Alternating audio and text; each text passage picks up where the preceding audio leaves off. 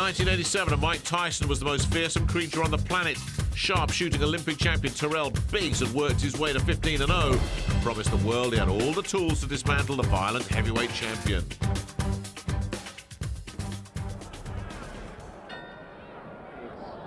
Three questions that Mike Tyson really has to answer. Can he cope with a clever boxer?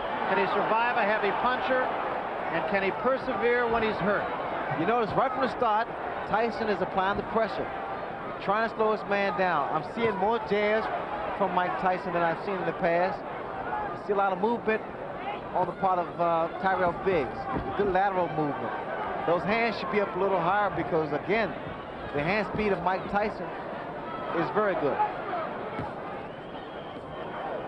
You have said that Biggs has to go side to side to win the fight, Ray. Go side to side, give your man angles, throw the jab like he's doing now, not to let Tyson set up.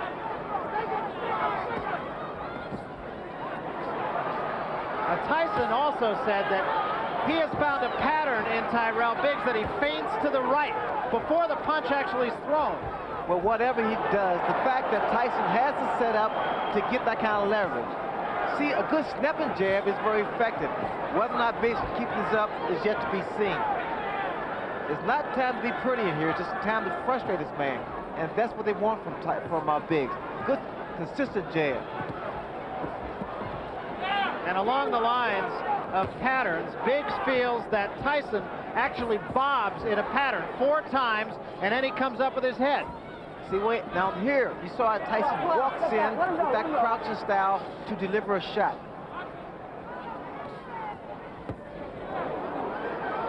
He's trying for the head. Now we're seeing head hunting from Mike Tyson. He can't get into that. That was a good shot by Tyson. Get off the ropes, tie your man up. That's the way. Get him back into the center of the ring. Use the jab again. And come with that right hand. That was a quick little overhand right by Tyrell Biggs. Biggs now is talking to Tyson. Again, Barry, he's trying to frustrate him. But I don't like his hands down that low. I don't like Biggs' hands down so low. Because Tyson throws those looping right hands and left hooks. Keep him up, Mike. Keep him up. Body shot by Tyson. Teofilo Stevenson, and I admit it was 5 years ago, but he really bothered me. There's the hook. Again, because his hands are down. He's moving right, but he keeps his hands down too low. Tyson has very quick hands for a big man. Stevenson beat Biggs by going to the body, broke 3 ribs, as a matter of fact. A lot of water under the bridge since then. They're going to have to fix Tyson's equipment here in just a moment as it has come loose. Biggs is starting to become a stationary target, which is wrong. Right hand by Tyson. Move. A little bit of blood inside the mouth of Tyrell Biggs.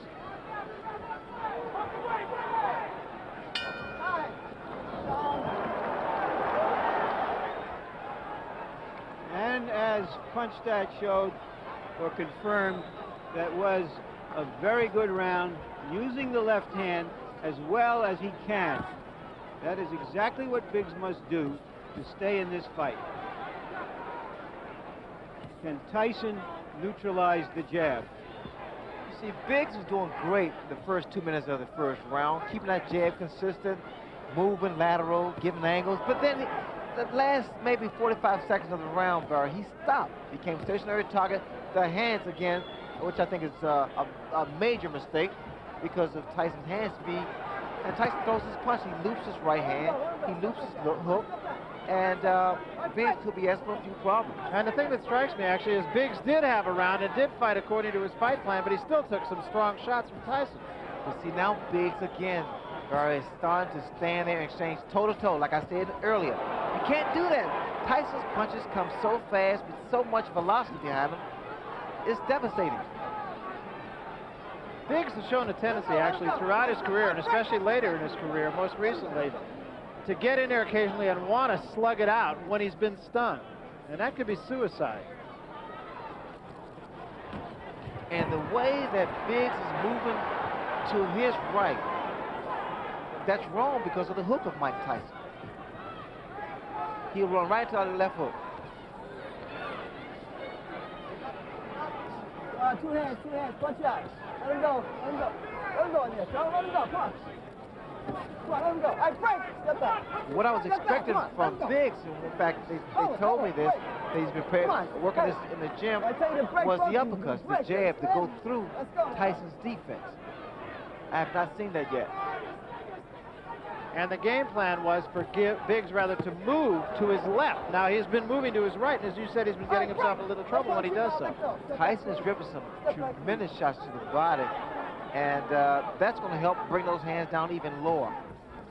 Remember, Stevenson broke 3 ribs of Tyrell Biggs. I'm looking for a left hook, Barry. I really am, because look at the right hand of Tyrell Biggs.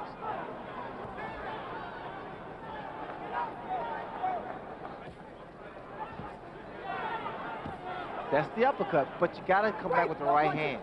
The uppercut raises the chin of a guy who crouches in, and the right hand does most damage. There was a big right hand, best punch of the fight. That was the left hook, Barry. That was the left hook I was talking about. Now, if Biggs should make it back to his corner, I'm sure Georgie Benton will say, keep those hands high. Right, left, I'll get it right. Right, left, left. But the fact of the matter is, the right hand's down, the left hook has been scoring.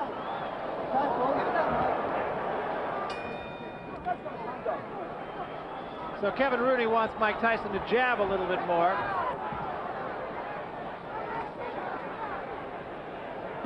And Biggs starts the 3rd round backing up a little bit. Good stiff jab by Mike Tyson. Tyson will constantly apply pressure to Biggs. Keep working his body and working a jab like Kevin Rooney stated. People don't realize this, and I learned this from Angelo Dundee. It's not about how long your jab is, the fact that you have a jab, use it. That offsets someone else's jab. And the left hook. The hook's gonna land all night, Barry, because his right hand is down.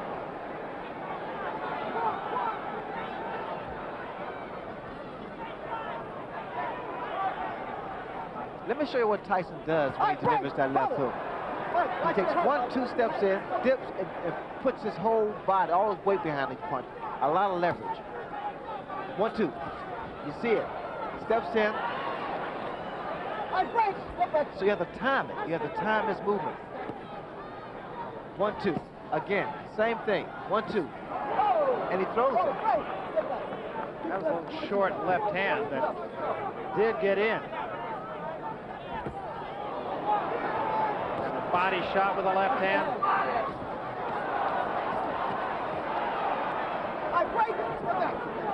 And now the cut over the left eye, and it's pretty bad. It's the same eye, the same cut. And another big left hand, and Biggs is hurt. Now he gets out of there. A lot of blood from the left eye of Tyrell Biggs. That's the same thing probably happened with David Bay, standing toe-to-toe. It's a terrible mistake. That's something you pointed out before the fight. And now Tyson just hammering him. That's a nasty cut. The blood is seeping to the eye.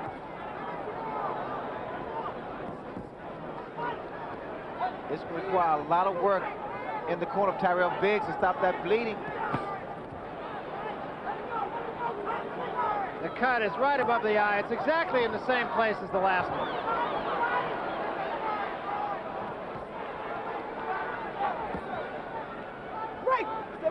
Biggs, I don't know what happened. All that gym work has gone down the drain because he's not boxing, he's not using his tools. He's trying to outmuscle Mike Tyson, which is not his fight plan.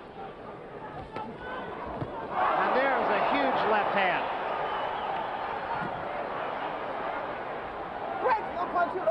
They may stop it. That's a nasty cut.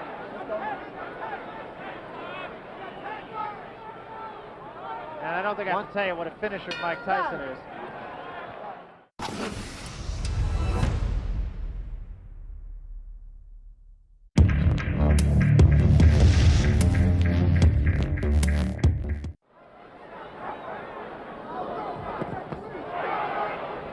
Right hand body shot and the left hand behind it by Tyson.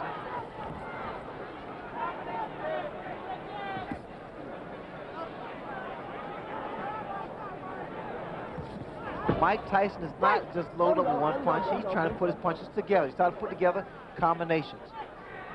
A mistake he made with Tony Tucker. Tyson Ray, to me, seems to be a little bit more patient tonight. Yes, in fact, he is a little more composed, picking his shots. But again, I don't know why they don't pick it up in Biggs' corner, the way Tyson steps in and leaves his chin so vulnerable.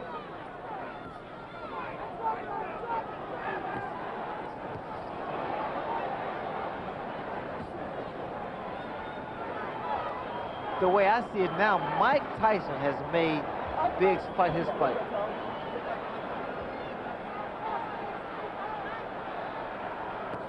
So far, the cut has not been any worse, and remember, it was a pretty good job done by Ace Murata's cut man in the fight with David Bay, but again, Tyson just putting all the pressure on, having it his way. Didn't seem like Mike was a good short uppercut by Mike Tyson.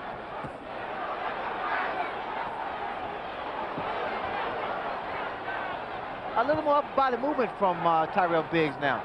Start throwing some uppercuts. He took a big left hand there. And another.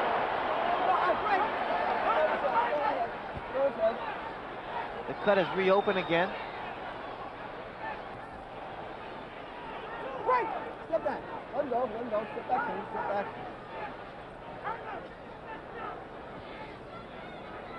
All right, Frank. Step back. No punches. No punches. Step back. Watch your head, Mike. Watch your head. Okay. How does it happen, Ray, that a fighter like Biggs in this case tonight will go into a fight with a game plan, and almost from the opening bell, he'll just let that game plan go away? It's all concentration. You got to stick to something that's working for you. And what I see in Tyson sticks to his game plan. He works the body with that right hand. He drills a hard right hand to the body and comes up with a good left hook. But Biggs is doing almost everything exactly the opposite of what he said he was going to do. Huge left hand there by Tyson.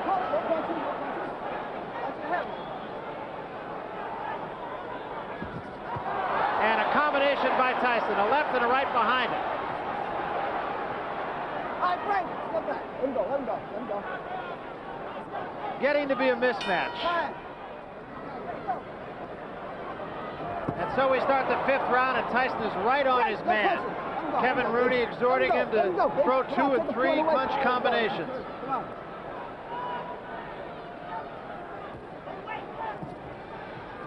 A little swelling under the right eye of Tyrell Biggs as well right now. Good.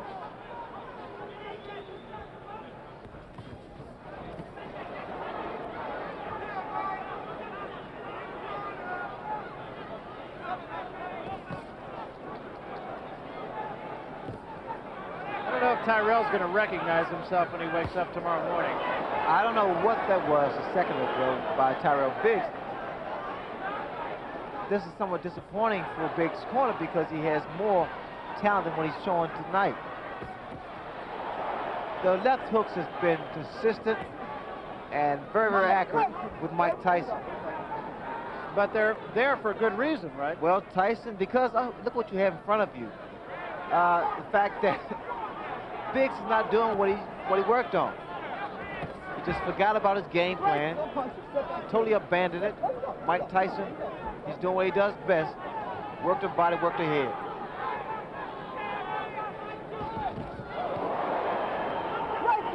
Simple fact is, and I don't think you have to be a boxing expert, Tyrell Biggs is dropping his right hand, and he's just leaving himself completely open for the left hook. Well, I think this is a good education for the public because the fans at home, because they're seeing what should not be done against a fighter like a Mike Tyson, or any boxer, or puncher rather, in particular. You have to be consistent, keep those hands high.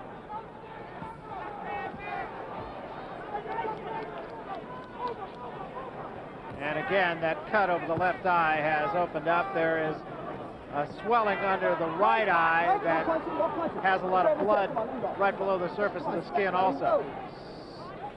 What Biggs has to do, he has to work something out, which is actually the left jab to break that rhythm and stop the momentum of Mike Tyson. He continues, Barry, to allow Mike to dominate. And again, bleeding from the mouth as he has been since the first round. Not a pretty sight. He subjects himself, Biggs does, to stand toe-to-toe and being actually a punching bag. This way, you'll probably see more knots and bruises because Tyson is hard. Good body shot by Mike Tyson. And remember, the doctor was in Tyrell Biggs' corner and looked long and hard at that cut in the last round, and you're going to see him again. Tyson hit on a break that time. I'm telling boxing, this is a boxing match, not a wrestling match. When I say break, you both break, understood? You understand, Mike? Joe? Let's go. Fine.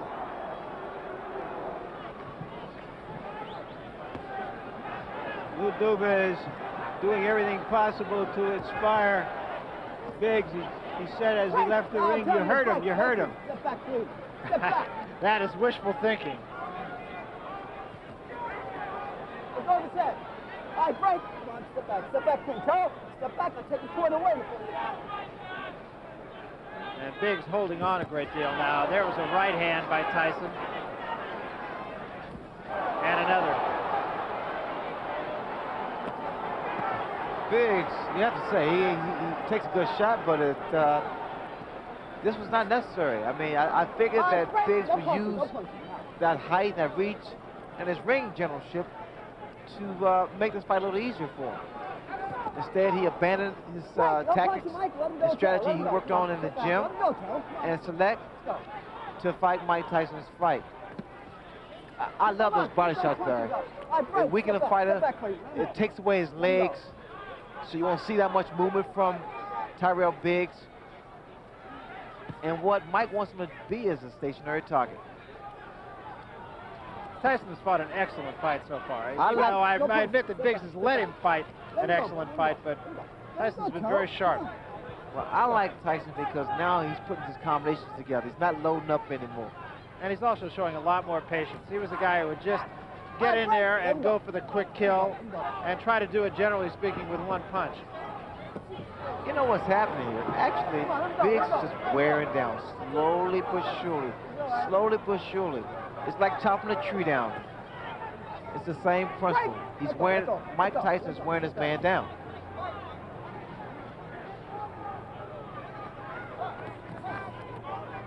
And the way you can tell this, Barry, is the fact you notice this very seldom does Biggs retaliate. Very seldom you see Biggs come back with a combination of his own. Break! Don't punch him, let him out. Let him out, Joe. Let him go, come on, Joe. Let him go and take the point away now. Get back. These two, of course, go back a long way, all the way back to amateur days. Another left hand, and there's a great shot. Biggs is in trouble. Yeah. The way it looks now, Biggs is like a defeated warrior now. He's been pounded on for 5 rounds, and he's slowly but surely wearing down. His legs don't look steady. Tyson's getting stronger. And Biggs is just holding on.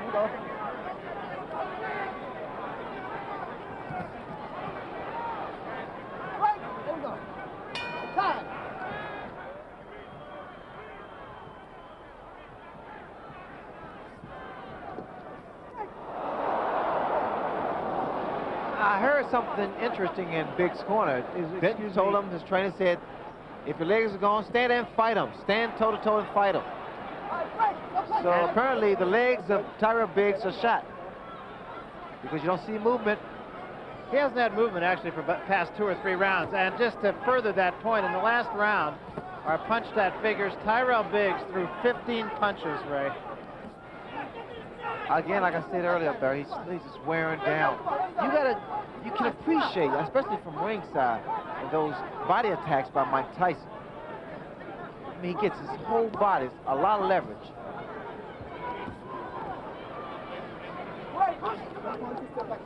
I am surprised that I've not seen that many uppercuts from Tyrell Biggs. Now, that was his game plan. I mean, that was something he said he had to do. All right, break. No punching.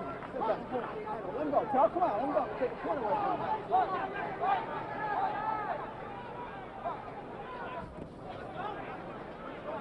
All right, break. No punching. Step back, please. Let him go, Charlie. Let him go. Step back. Good.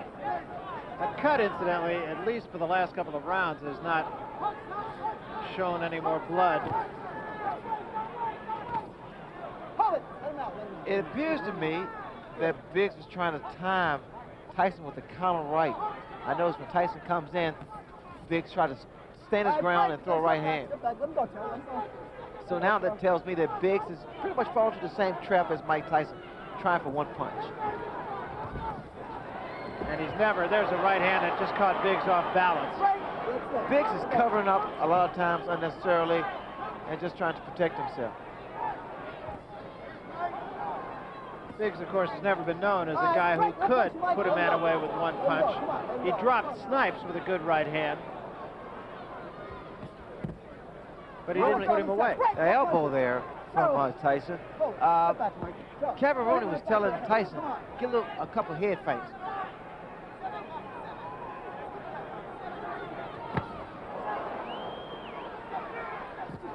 Oh, that punch. That was a tremendous left hand.